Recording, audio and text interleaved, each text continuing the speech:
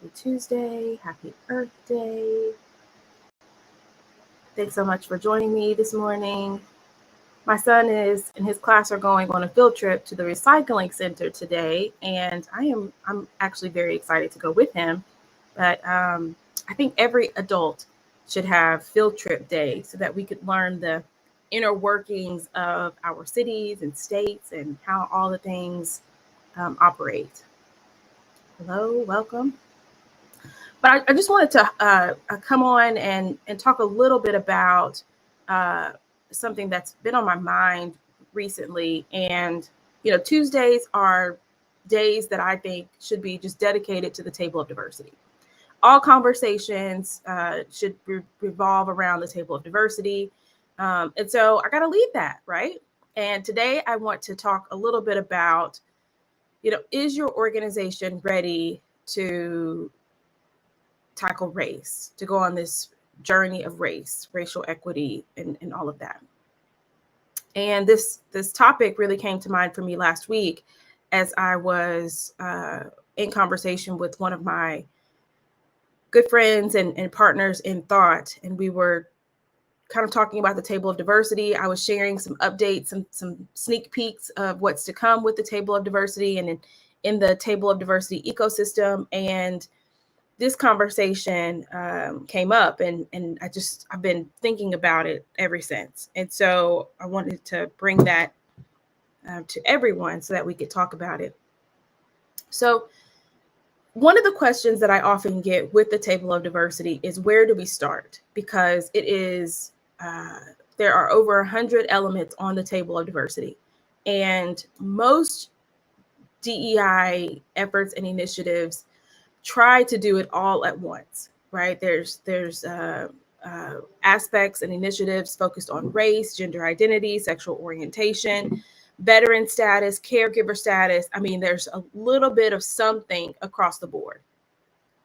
And unless you have a huge DEI department, for most organizations, that's just not reasonable. Like, there's got to be a place to start that is manageable, that's sustainable, and that makes sense. So most folks come to me and say, well, where do we start with this? And my response is, what makes the most sense for your organization? Like, how can you start in a way that meets people, your people, where they are?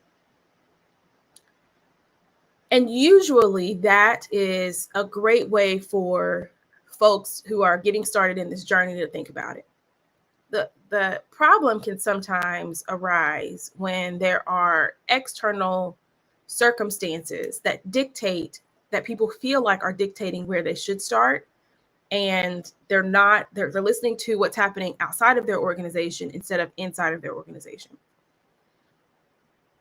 And so I think a lot of organizations perhaps have good intent in starting this work, but are looking at what's happening in the world and then saying to themselves, that's where we should start. And if you're ready for that, that's okay. But I don't think many organizations are ready for that. I don't think many people are ready for that. So when I think about where do you start, what's the entry point? It has to be what makes sense. Okay, so I guess I can just stop dancing around the point now. Most organizations, many organizations, way too many organizations started in 2020 and focused on race and gave as much effort as they could. Many of them were not ready to start. Their entry point was not race. It should not have been race. Race is something that you have to work up to. When I think about every other, sort of field, when I think about sports, for instance, your first game in any sport, it's not the championship game, right? You work your way up to that. You start off by going to the gym, or you go on the field and you're going through practice. You're going through drills. You're building up to the point where hopefully you've done enough work, you put in enough effort, you've done enough to get you to the championship. In my mind, race is that championship. Like, there's a lot of steps that come before tackling race that you got to go through. You can't go around, you can't go over it. You've got to go through it. And if you as an organization and as an individual, you've not done that, then when you start talking about race, you're going to not give it the care, the attention, the due diligence, um, all the things that you need in order for it to be sustainable and to be successful. Most organizations are not at that point yet. I mean, because I think about myself, for instance, I have been learning about race, and not just through my experience, but I have been reading books and engaging in intellectual conversations about the concept of race and systemic racism and all of these things from a young age. And then, add that to my lived experience of race and growing up in a small town in Kentucky. Um, so seeing and experiencing and learning and being a student and having people around me who were, really educated on this matter, that is decades of, whether I was intentional or not, of learning that happened. A lot of folks don't have that, but that's where they feel like they should start. And I get it. It is something that if you are looking at the world around you, it makes sense to start there. But what I'm telling a lot of folks is that you shouldn't start there. Race is a part of everything. It is it's the underlying factor in all things.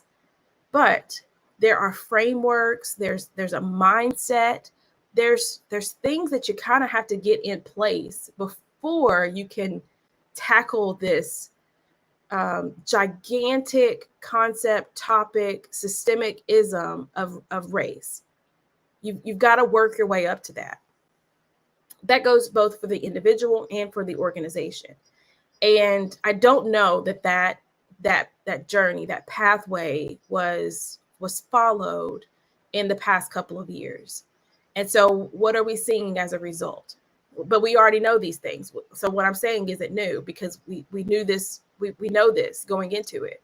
We know that if you push people beyond a point that they're ready for, then there's going to be backlash. There's going to be folks who are retreating, who are going to go back in their journey further than where they were when they started.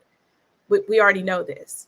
And so how do we get them there? Well, it's about meeting people where they are. And I feel like I say that a lot, but I actually mean it. I mean that we have to meet people where they are. We have to understand, where are you in your journey? What is it that you that matters to you the most? And how can we ensure that the work that we are doing includes that, so you feel included? Because I believe that every single person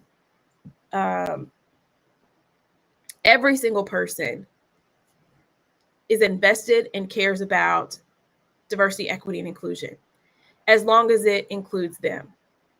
If it does not include them, then that they are not invested.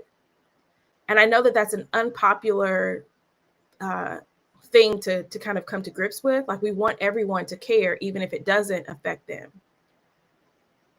We want that. That would be great if that's how everyone was, but we know that that's not the case. And so we either keep hoping and wishing that that's how people are or were, or we meet them where they are and say, okay, I see and recognize you as an individual, but I also see and recognize the groups that you identify with, the systemic, issues that are present that may be harming or hurting this group of people and you. Let's do something about it. And if we were to approach DEI from that perspective, I think we would have efforts that are much more successful and much more sustainable. So the conversation that I was having that kind of stemmed this, I think I've been thinking it for a while. I've just never really talked about it unless you were my client and then, you went through this process. But the conversation that I was having, we were talking about how do you get folks started with the table of diversity, and the question was, how do you reach people who are not who they're just not bought into DEI? And I went on a long rant as I was just trying to get my thoughts out and verbalize kind of what I was thinking. And I said something at one point that was like, if the way that I view DEI is it includes everyone, if we want it to include everyone. So when I think about the table of diversity, it includes everyone on the table of diversity. Everyone can see themselves on the table of diversity, and not just in ways that are privileged or systemically advantaged, but we see ourselves in ways that are marginalized. And as leaders and as practitioners, we have to tap into that and say, what are those pain points for you in this system that we could make better to make your life better so that you thrive? And that is not going to look the same for every organization. And so, again, when folks say there's no blueprint for DEI, it's because it should be personalized and individualized to your organization's people. I mean, you got to meet your people where they are. And so it's not going to look the same from organization to organization. But what we've seen is that DEI has been cookie cutter. It has looked the same from organization to organization. The activities, the efforts, the initiatives across the board have looked the same, to the point where we have best practices that look like things are happening. But once you kind of get past the surface, you're like, I don't know if things are happening. And if an organization is saying we aren't doing this work anymore, then it was surface level. It was performative. And I think the reason why is because a lot of folks started with race. And that's just not, you're going to get there eventually, right? But you got to be shooting in the gym. You got to be out, running laps. You got to be lifting weights before you get to that point. Like if you just jump in and think, okay, we're going to talk about race, we're going to undo hundreds and hundreds and hundreds of years of racism that many of the systems in our country were built on, and our organization is going to tackle that and do the work to undo that, then I think that is misguided. There is work that you can do that will, impact that, but that is a tall order. That when you are like, we are going to undo, racism in this country, especially something that is so ingrained in everything, that is a very tall order that no one organization can do on their own. That, even a collective of organizations, I don't know, might be able to do. It's a big order. I'm not saying that it's impossible. I'm not saying put forth an effort, but we've got to first make sure that we have the framework to talk about all types of marginalizations and oppressions, so that folks are not seeing these conversations as a personal attack on them individually, but an attack on the system. And I don't know that most organizations are at that point. I think that most organizations approached talking about race and in a way that the framework wasn't there. You hadn't built a solid foundation of normalizing conversations about identity, experience, perspective. And then, that was able to transfer to conversations on race. The mindset wasn't there for individuals within the organization and the organization as a whole. And so a lot of it just fell on deaf ears. A lot of it, there was some backlash, and I think that's what we are in the midst of seeing right now. So where do we go from here? What's the solution? And I go back to my original question of, where do you start? And one of the great things that I love about the table of diversity is, it's not either or. You don't have to talk about race or another aspect of identity. Most of the time, all the aspects of identity should, at some point, incorporate a conversation on race. So, for example, I've been seeing a lot about, caregivers lately. And a lot of organizations are getting really intentional about, understanding the experiences of caregivers and understanding, what can we do as an organization to lighten this load, to provide support. And caregivers, that's an identity that anyone can have, and that everyone will probably have at some point, whether it's you're caring for a parent, you're caring for children, you're caring for other, family members, or just being a caregiver in the community. That's an identity that many people are going to have at some point.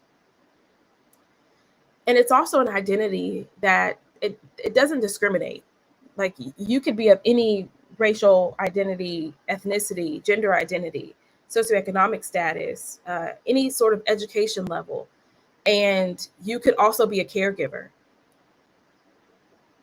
And it's one of those identities that, to some degree, everyone says we want to do something because we identify with it in some way. And it's a great entry point to this work.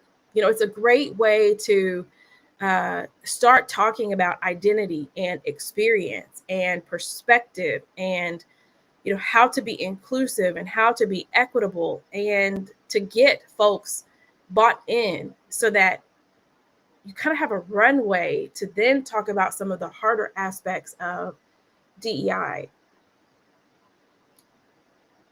I think that there are many of those sort of easier aspects of identity to work through, to build that muscle, to get folks to talk about it, to get folks to reflect, to relate better to one another, and then to take action. And that is how we make this work sustainable. And it's a framework that, if you've ever been a client of Decide Diversity, that's what we do. We don't focus on, the next 3 years. We're focused on, well, what's the end goal? The end goal is that these conversations, these talks, the work of making the systems work for everyone, that's the long-term goal. And every step along the way is very intentional to getting us there. But you also have to understand, just, as a guide taking people through this journey, how people go through this journey.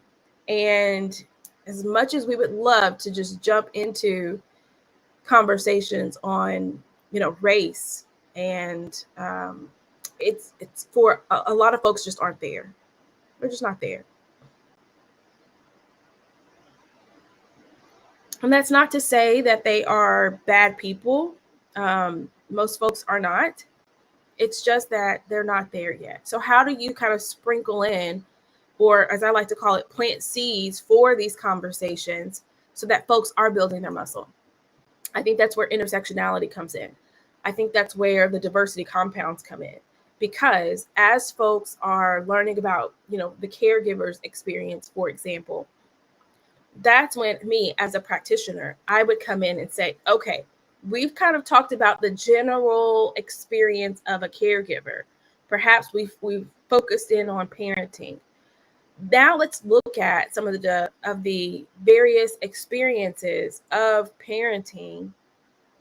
If you are a parent of color, if you are a parent and you are low socioeconomic status, if you are a parent and you have a high school diploma, if you are a parent and you live in a rural community, like these are where the intersections of identity come in, and you usher them in a way that is easier because you've built the muscle, you've built the framework, you've built the mindset for people to talk about these things in a way that is productive, and it's sustainable, because you can pick any element on the table of diversity and start there, and then branch into the intersections of identity to go deeper and to have a more nuanced conversation that breaks people out of the binary of either or. And I think that that's the long-term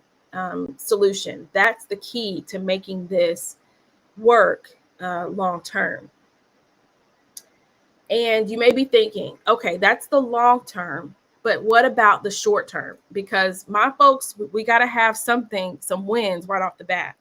And I think you can have that when it comes to some of these other aspects of identity. Because think about it, with caregiver status, once you get folks on board with understanding what caregivers need, it's easy to start creating processes, to create policies, to create, benefits, and even cultural norms that recognize what people of a particular demographic like caregivers need and make it happen. And once you start doing that, well, that's a win. That is something that you can kind of say, we moved fast on this. And then tracking, here's how it has impacted these various groups of people. So I'm all for getting those wins. When I think about race, starting with race, those wins don't come as fast. They don't come as fast because there's so much learning that has to come with it, learning and unlearning. There's so much education and knowledge building that comes with race, that because there are a lot of people who just don't understand, who have not experienced it, who that's just not been, topics of conversation at the dinner table. And so there's a lot of catching up that folks got to do. And so we got to meet them where they are. When it comes to something like caregiving, that is something that it's not talked about enough, but it's an experience that a lot of people have in so many different ways, that if we were to rally around it to start off with, we could come together quickly, have some quick wins, start to introduce those intersections of identity that then lead us to, conversations that get a little bit harder, a little bit more nuanced, but we're bringing people along for the journey. We're building those muscles so that you were able to talk about caregivers, and you probably learned something about someone else's experience that makes sense now that you've learned about it. It's just something that you had never experienced yourself, you had never seen, but it's opened you up to a different perspective. And now you all can work together to create a new cultural norm, to create new policies, create a new system so that people can thrive. And I truly believe that is a really great way to get started in doing this work. But you have to know what that looks like for your organization. Not everyone can start in the same place. Not everyone should start in the same place. For some, it is going to be, caregiver status. For others, it might be, you're really trying to ensure that folks who are working that hybrid schedule, for instance, or who are remote, or no matter where they're working, that they are thriving. For others, it might be, folks at a particular education level. So whatever that looks like for your organization, whatever makes the most sense, that's where you start. But I would caution that you have to understand that at some point, the goal is to get to race. The goal is to start having these more nuanced conversations and discussions, introducing, data points that include race, so that even if you're not at a point where your mindset is not strong enough It's not knowledgeable enough. You don't have that critical thinking lens to be able to look at a system and say, okay, I understand how this impacts people from a particular caregiver status, and I can see the intersections of race here. And now I know, based on the work that I've done on myself and the work that I've done to better see the world, I know how to break it down. Until we get to that point, we've got to take baby steps. And the table of diversity, it meets everyone where they are. It allows you to start with what makes the most sense, but to plant those seeds along the way so that you can have conversations that get you there. I remember I was working with an organization, and they were saying how their efforts and activities and initiatives were about race, particularly the Black community. And we were just kind of talking, and they were like, we know that this is the right thing to do. We know it. We're just not getting the buy-in. We're not getting what we need from everyone else to make it happen. And I remember saying to them,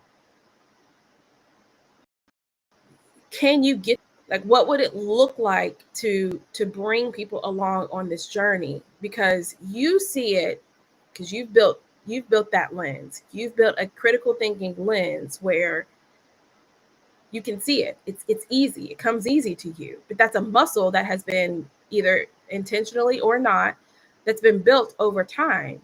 And not everyone has had that. So what does it look like to get there? And so we talked through some strategies to help folks get there. And I think that that's a lot of what needs to happen right now. We've got to reassess where people are on their journey, on their DEI journey. And as much as we want to solve for race, the solving is more than just throwing money at it. That's a big piece of it. That's a big piece of it. Don't get me wrong. But the solving of it has to also be at a systemic level. And money doesn't always solve it at a systemic level. It looks good. It solves some things, but it's not going to solve it in a sustainable way. So I challenge you all to think about today and for the next, however many months it takes, where do you start? And you may have already started. You may have been doing this work for the past 5 years, but maybe it didn't feel natural. Maybe it didn't feel organic. Maybe you feel like there are a lot of obstacles. And if you feel that way, it may be because that's a point where you're supposed to get to eventually in the journey, but that's not where you're supposed to start. So where do you start? And I challenge you to utilize the table of diversity in these conversations and discussions, because our minds typically go to race, gender identity, and sexual orientation. And those are the heavy hitters.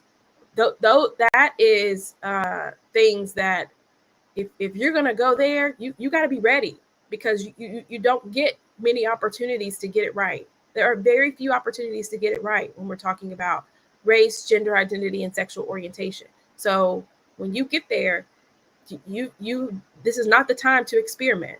The experimenting happens with the caregiver status. It happens, at some of these other aspects of identity, so that you can build the confidence, you can build the knowledge, you can build all of these things, so that when you get to race, when you get to gender identity and sexual orientation, you're not experimenting. You're implementing and facilitating things that work, at least as a baseline, and then you can go above and beyond that to get to some more robust and sustainable solutions. So I'll leave you with that. Where do you start? Let me know if you have any questions. Let me know where you're starting or where you think you need to start. Let me know if we need to have more conversation about where you start, so that you can do this work in a way that is effective. And I don't want you to think that if you have been talking about race, that pivoting and talking about another aspect of identity means that you're backtracking, because that's not the case. It means you are course correcting. And that's an important aspect of this work, is to know maybe we jumped in a little too deep, and we need to back up a little bit so that we can bring people along with us. And that's okay. So to get your free copy of the Table of Diversity, go to tableofdiversity.com. That way you can get into the ecosystem so that you can see all the things that will assist you. If you are a person who's like, I want to learn more about myself and I want to learn more about others, then there's something for you. If you are leading a team or you're leading your organization and you're like, I need to think about this in a way that is strategic, I've got something for you. Come into the Table of Diversity ecosystem. If you are a parent or a caregiver, that's coming soon. So get into the ecosystem now, because there's some things that are coming that you want to be aware of.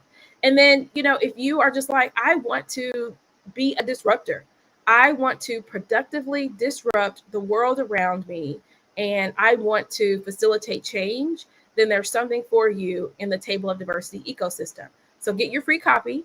If you haven't received an email from me in a while, then that might mean that you're no longer in the ecosystem. So get back into the ecosystem, go to tableofdiversity.com, or you can just send me a message and let me know that you want to get back into the ecosystem so that you can get the information, the knowledge to work on yourself, to work on your team, to lead your team, to work on the world around you. We've got it all.